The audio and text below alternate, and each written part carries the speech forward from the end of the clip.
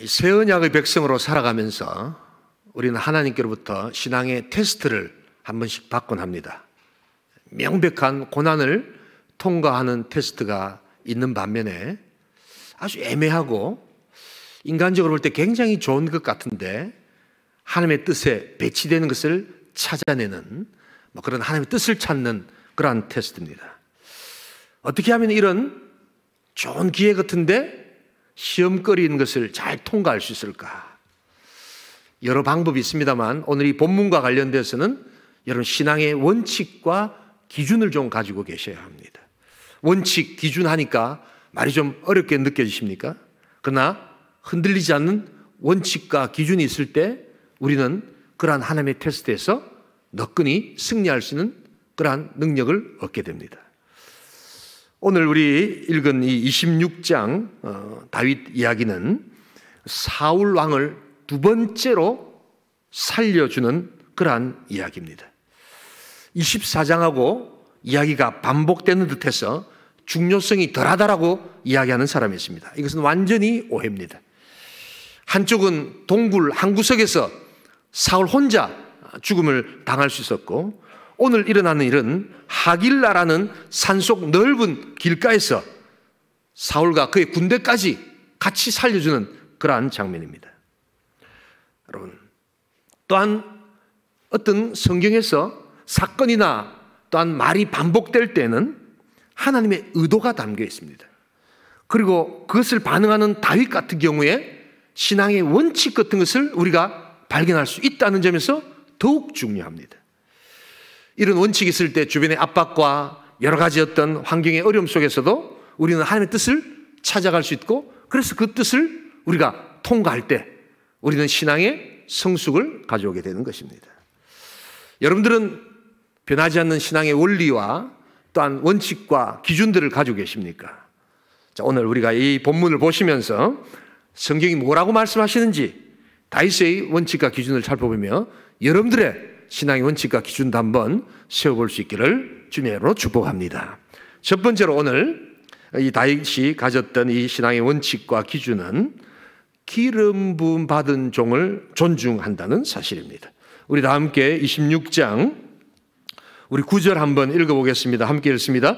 다윗이 아비새에게 이르되 죽이지 말라. 누구든지 손을 들어 여호와의 기름 부음 받은 자를 치면 죄가 없겠느냐.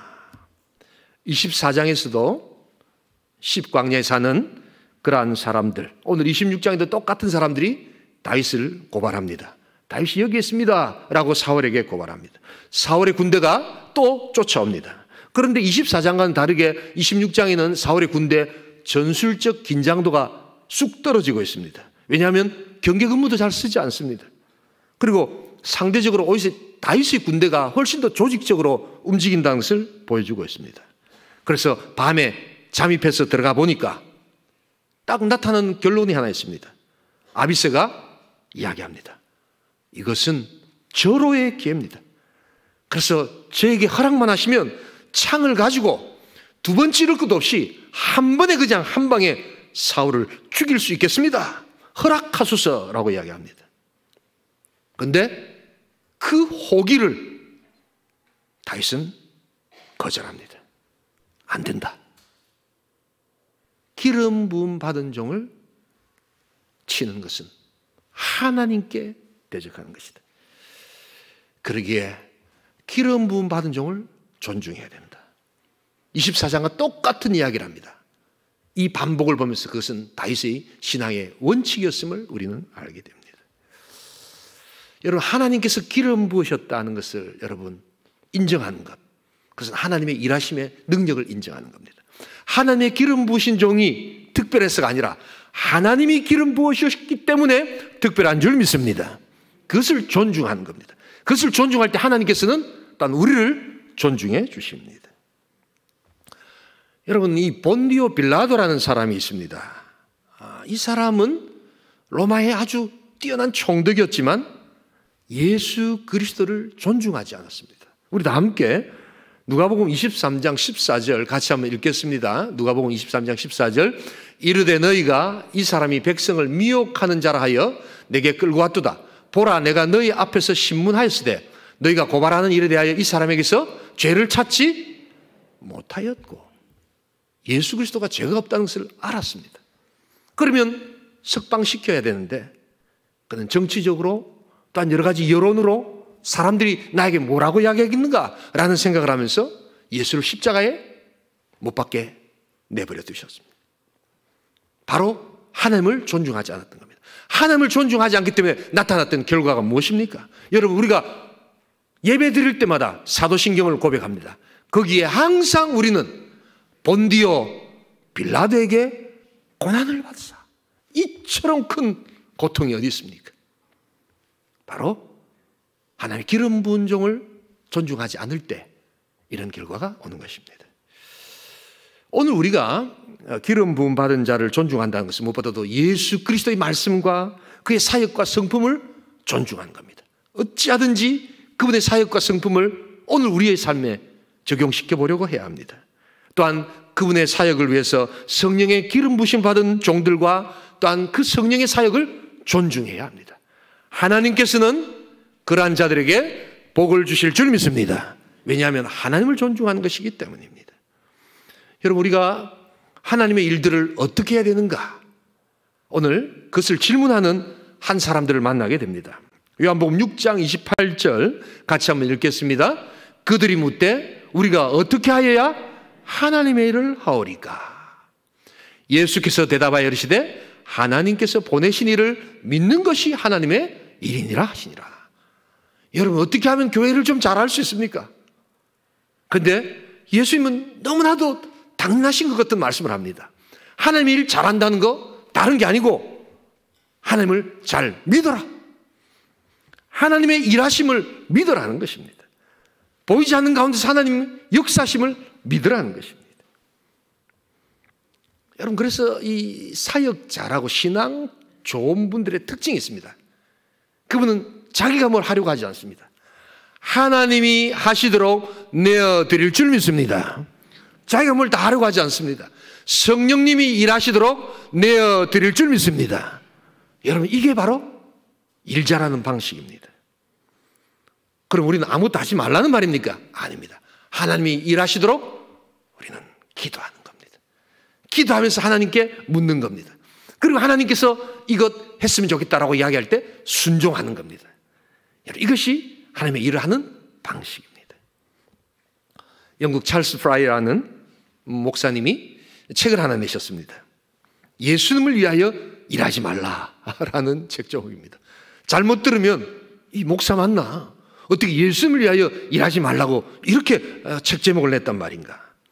그런데 여러분, 그 책을 읽어보시면 그 책 제목의 의도를 알 수 있습니다. 자꾸만 예수님을 위해서 내가 뭘 자꾸 하려고 하지 말라는 겁니다. 더 중요한 것이 있다는 겁니다. 예수님 안에 거하라는 것입니다.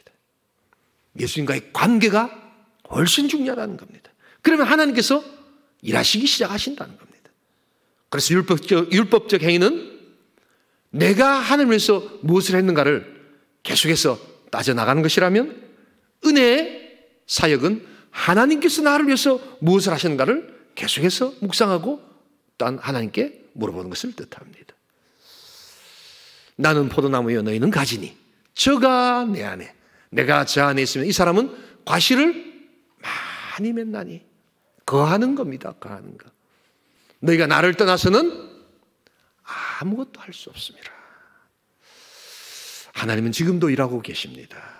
기름 부은 받은 종을 존중할 때 하나님의 일하심을 존중하는 것이며, 이 존중을 통하여 하나님께서 여러분들까지 존중하시는 복된 신앙, 복된 인생 될 수 있기를 주님의 이름으로 축복합니다.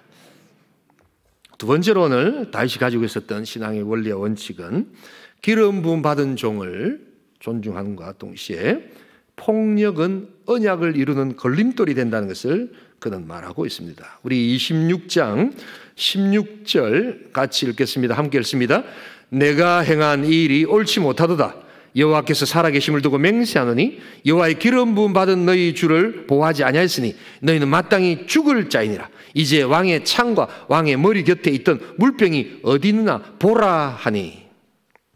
지금 다윗은 이렇게 멀리 떠나와서 호통을 칩니다. 여러분 그 지역에 가보시면 그 지역이 이렇게 멀리 있지만 소리가 잘 들립니다. 그래서 다윗이 사울 왕을 보좌하는 측근 아브넬에게 호통을 칩니다. 어떻게 왕을 그렇게 모시고 있느냐? 그래서 왕이 옆에 있던 창과 물병을 우리가 들고 간다. 이것은 왕을 죽일 수도 있었지만 우리가 살려둔다라는 그러한 표시를 이야기합니다. 그러면서 아브넬에게 또한 다윗이 야단을 치는 내용입니다. 이런 걸 좀 읽다 보면 좀 재미가 없습니다. 여러분 그렇지 않습니까? 왜 재미가 없습니까? 이건 지금 거대한 한 권력의 이동이 지금 일어나고 있는 아주 중요한 순간입니다. 세상적으로 말하면 권력의 이동을 통해서 권력의 이동에서 나타나는 필연적인 것이 무엇입니까? 폭력, 살인, 피 흘림, 음모, 술수 이런 것이 당연히 나타나야 되는데 여기 그런 게 없습니다. 에이 재미없네. 여러분 그 정도로 우리가 이 타락한 본성을 가지고 폭력과 술수와 음모와 살인 이런 것에 너무 익숙해져 있기 때문입니다. 여러분 그러나 조금만 생각해 보십시오. 여러분 오히려 이 사건이 감동적이지 않습니까? 여러분 이 거대한 권력이 지금 사울에게서 다윗으로 넘어가고 있는 이 순간에 아무런 피 흘림도 아무런 술수도 오직 하나님께서 이끄시는 이 역사를 보면서 오히려 감격스럽지 않으십니까? 아멘 한번 하세요. 권력 의지는 인간의 본성입니다. 조그만 시골 마을 반장선거에도 일단 한번 반장선거로 나가면 끝까지 이기려고 합니다. 그래서 어린아이들이 정치적 구호를 내세웁니다. 우리 이 지역에는 우리 엄마들이 아마 같이 합세해서 그냥 어릴 적부터 이런 여러 가지 권력이 무엇인가를 정치라는 이름으로 배우기 시작합니다.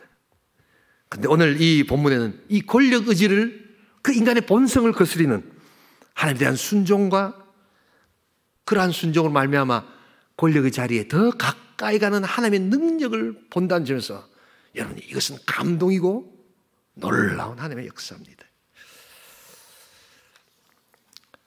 여러분 그런 의미에서 오늘 다윗은 이 폭력은 언약을 이루는데 걸림돌이 된다는 것을 분명히 밝힙니다.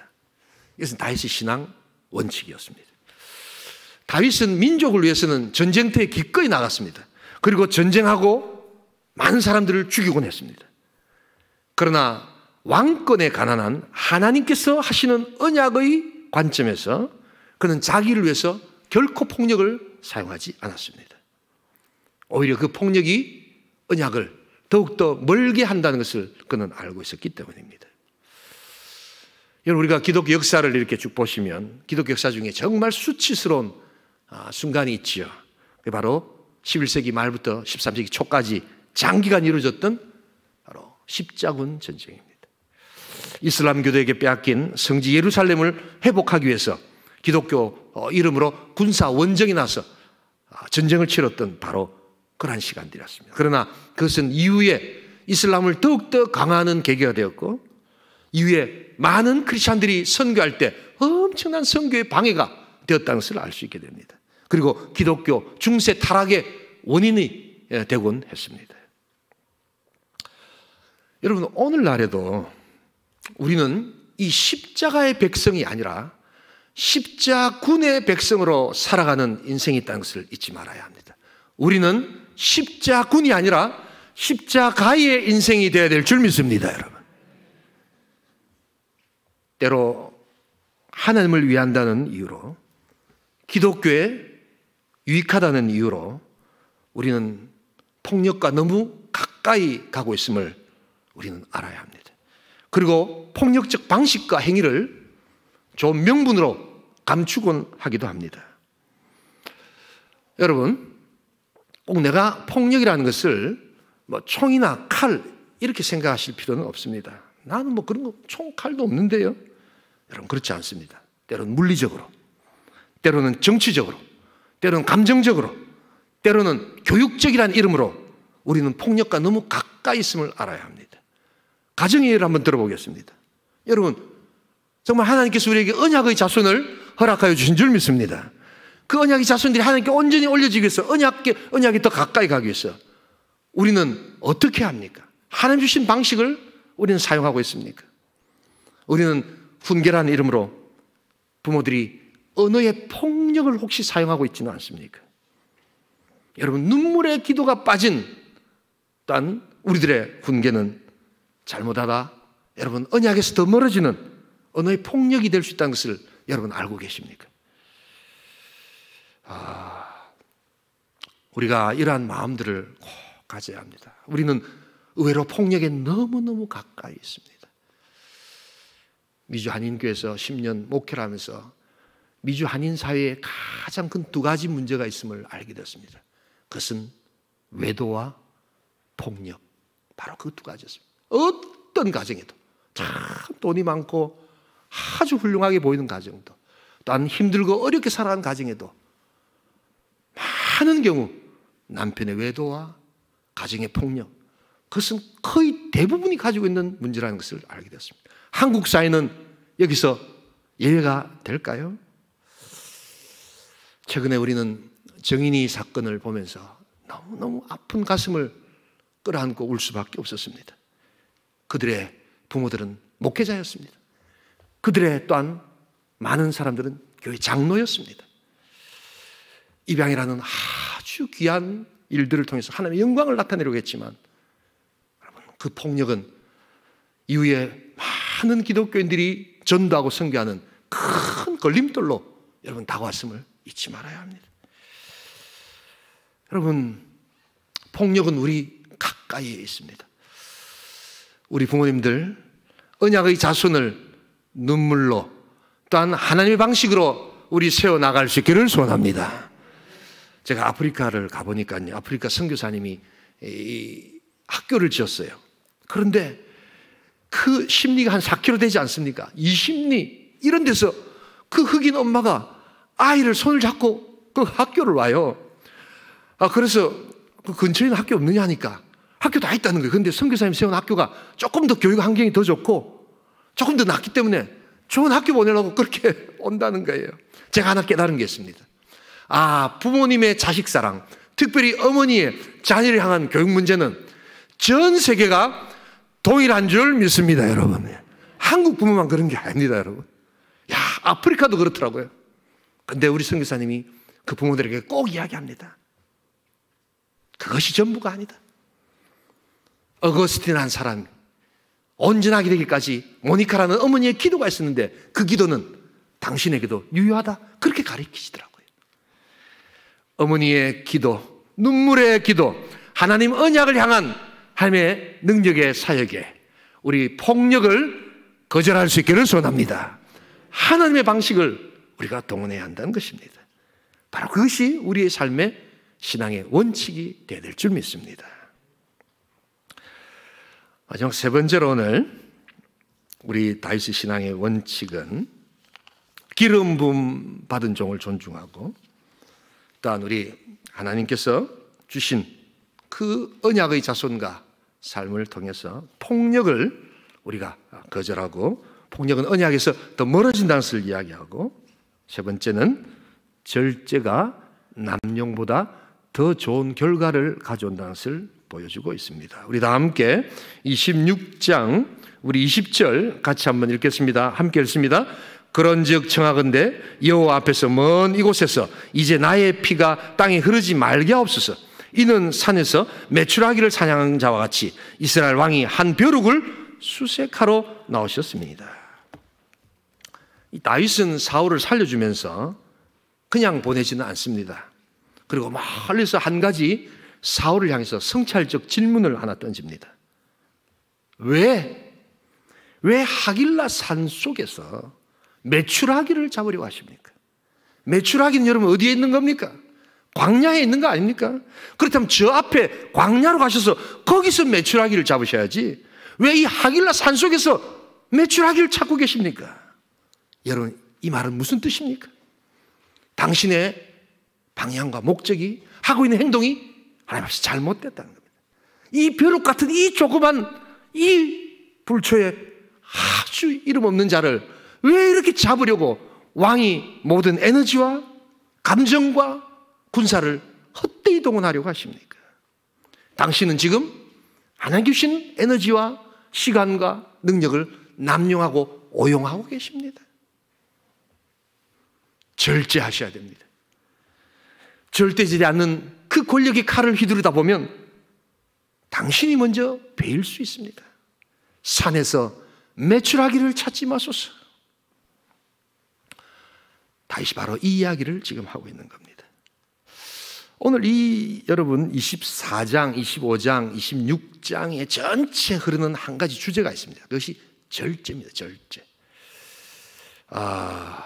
오늘 이 26장에도 보면 이 절제하지 못한 사람이 한 사람 나타나죠. 바로 이 다윗의 외조카입니다. 아비새입니다. 얼마나 확신이 있든지 창 두 번도 필요 없습니다. 한 번에 그냥 꽂아주겠습니다. 그런데 다윗이 이야기합니다. 하지 마라. 이것은 절제하라. 여러분 지난주에 우리 아비가일의 이야기를 봤습니다. 아비가일의 위대함이 뭐였습니까? 분노에 찬 다윗을 어떻게 합니까? 절제시킴으로 말미암아 샬롬을 가지고 왔던 여인이었죠. 여러분 바로 그것입니다. 여러분 그래서 산에서 매출하기를 잡지 말아야 합니다. 절제는 남용보다 훨씬 더 좋은 결과를 가지고 온다는 것을 지금 다윗은 이야기하고 있습니다. 여러분 어떤 결과가 오는가? 이 다윗이 사울을 살렸을 때 어떤 결과가 오는가? 하나님께서 사울의 입을 통하여 내가 졌다, 다윗이 이겼다라는 승리의 선포를 합니다. 우리 26장 25절 같이 한번 읽어보겠습니다. 함께 읽습니다. 사울이 다윗에게 이르되 내 아들 다윗 내게 복이 있을지로다. 내가 큰 일을 행하겠고 반드시 승리를 얻으리라 하니라. 다윗은 자기 길로 가고 사울은 자기 곳으로 돌아가니라. 내게 복이 있을지로다. 내가 큰 일을 행하겠고 반드시 승리를 얻을 것이다. 내가 졌다, 네가 이겼다 라고 그렇게 원수를 굴복시키는 바로 그것은 다윗의 절제 결과였다는 것을 알아야 합니다. 우리가 보통 절제 이러면 성령의 9가지 열매를 생각하면서 마지막이 절제이지 않습니까? 그런데 이 성령의 9가지 열매를 오해하시는 분들이 많습니다. 이 성령의 9가지 열매가 예를 들어서 기쁨이 있다. 사랑과 희락, 기쁨이지 않습니까? 그런데 뭐 코미디 같은 거 보면서 혼자 책 보면서 웃고 막 즐거워한다고 이 기쁨이 성령의 열매는 아닙니다. 그건 혼자 기뻐하는 거지. 또 남자분들 보면 오래 참음 이런 게 있죠. 근데 이렇게 생각하시는 분들이 있습니다. 남자분들 사우나에 가시면 습식, 건식 사우나탕이 있습니다, 여러분. 얼마나 뜨거운지 모릅니다. 근데 딱 들어오면 먼저 뭐부터 하시냐면 모래시계를 탁 뒤집어 얹습니다. 그리고는 쫙 앉아 계십니다. 지난주보다 한 4, 5분 더 앉아 계십니다. 야, 내가 오래 참았구나. 예. 맞습니다. 오래 참으셨지만 그것은 성령의 열매는 아닙니다. 왜냐하면 성경에서 말하는 성령의 열매는 관계 안에서 타자와 함께 누리는 하나님의 열매이기 때문입니다. 함께 오래 참는 겁니다. 함께 기뻐할 때 성령의 열매라고 이야기하는 겁니다. 혼자 인내하는 것이 아닙니다. 관계 안에서 나타나는 열매입니다. 그런데 여러분 이 열매가 지속되기를 원한다면 맨 마지막 절제를 여러분 집중하셔야 합니다. 그래서 사랑이, 화평이 지속되기를 원하십니까? 절제된 사랑을 하십시오. 또한 절제된 기쁨을 가십시오. 절제된 양선을 가십시오. 친절도 절제될 때 그것이 오래 갈 수 있습니다. 사랑과 희락과 화평, 절제된 화평이 필요합니다. 심지어는 절제된 오래 참음이 필요합니다. 이 절제가 그래서 맨 마지막에 있다는 것을 여러분 기억할 때 이것이야말로 성령께서 우리를 복주시고 아름다운 열매를 지속적으로 이루어갈 수 있도록 만드시는 하늘의 역사라는 것을 여러분 잊지 말아야 합니다. 절제가 파워입니다. 절제는 남용보다 힘이 훨씬 더 큽니다. 그리고 절제는 더 좋은 결과를 우리 언약 백성에게 준다는 것을 여러분 기억해야 합니다. 절제란 무엇입니까? 다음에 오는 기쁨을 기대하면서 현재의 불편과 고통을 먼저 택할 줄 아는 것. 바로 그것이 절제입니다. 기쁨을 유보하는 겁니다. 다음번 기쁨을 위해서 먼저 고통과 고난을 받아들이는 삶의 자세를 뜻합니다. 여러분, 이것은 사도 바울의 삶의 원칙이기도 했습니다. 우리 사도 바울의 삶의 원칙, 로마서 8장 18절 같이 한번 읽겠습니다. 생각하건대 현재의 고난은 장차 우리에게 나타날 영광과 비교할 수 없도다. 지금 고난이 있지만 장차 나타날 기쁨과 영광을 위해서 내가 이 고난을 먼저 택하고 그 고난을 먼저 받아들이고자 하는 이 삶의 모습 속에서 그의 신앙은 절제되고 그의 신앙은 더욱더 큰 능력으로 나타나는 것을 보여주고 있습니다. 여러분, 여러분들의 삶 가운데 성령의 절제 열매가 충만할 수 있기를 주님의 이름으로 축복합니다. 불편함을 팝니다. 이것은 세계적인 가구회사 이케아의 판매 스토리 라인입니다. 전 1995년도에 네덜란드를 갔습니다. 목회 사역을 하러 갔는데 우리 교인들이 싼 가구가 예쁘고 싼 가구를 파는 데가 있다고 해서 소개를 해서 간 곳이 이케아였습니다. 너무 사람들이 많아가지고 제대로 이렇게 걷지도 못할 정도로 그렇게 사람이 많았습니다. 그런데 나중에 알게 된 것은 이 가구 회사가 완제품을 파는 회사가 아니고 조립품을 이렇게 팔아서 그걸 가지고 와서 제가 직접 조립을 해야 된다는 것이었습니다. 저는 할 줄 모릅니다, 여러분. 얼마나 불편하든지. 제가 네덜란드 사역에 생각만 하면 저희 집사람한테 굉장히 미안한 게 있습니다. 왜냐하면 사기는 내가 다 사고 이 답답한 사람이 우물 판다고 아이 책상, 아이 걸상 다 그 싼 그 이케아 제품을 샀는데 제가 어떻게 할 줄을 모르니까 자기가 일일이 다 해가지고 그걸 다 이렇게 만들어서 그렇게 하더라고요. 얼마나 미안한지 모릅니다. 저는 잘 못하겠더라고요. 근데 글을 하나 읽었습니다. 이 사람들이 어떻게 가구는 완제품으로 팔아야 된다는 그런 고정관념을 이렇게 깨뜨리고 수많은 사람들이 몰려들게 만들었을까? 그들은 말합니다. 직접 조립하는 것은 당장은 귀찮고 불편한 일입니다. 그런데 완성된 가구를 보면서 가족들이 함께 즐거워한다는 것을 우리는 알게 되었습니다. 그래서 우리는 가구를 파는 것이 아니라 불편함을 참고 난 뒤에 오는 성취감과 가족의 즐거움을 팝니다. 여러분, 당장의 기쁨을 여러분 하나님의 영광을 위해서 유보하실 수 있겠습니까? 지금 당장 당하는 슬픔과 고난이 있지만 이것은 장차 큰 영광의 기쁨으로 찾아올 것을 믿으실 수 있겠습니까? 그렇다면 우리는 성령 안에서 절제할 수 있습니다. 그리고 남용보다 훨씬 더 좋은 결과를 하나님께서 우리에게 주신다는 것을 우리는 믿을 수가 있게 되는 것입니다. 여러분, 우리의 사역 가운데 성령의 절제가 있기를 소원합니다.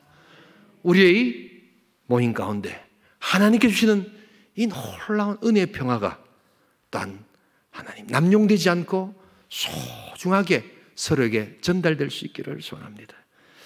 기회처럼 보이는 것에 여러분 하나님의 테스트가 있습니다. 어떻게 잘 통과할 수 있는가? 여러분들 삶의 신앙과 원칙을 소유하셔야 합니다. 무엇보다도 기름 부음 받은 종과 기름 부음의 사역을 존중하십시오. 성령의 기름 부심에 민감하십시오. 하나님께서 여러분들을 존중하여 주실 줄 믿습니다.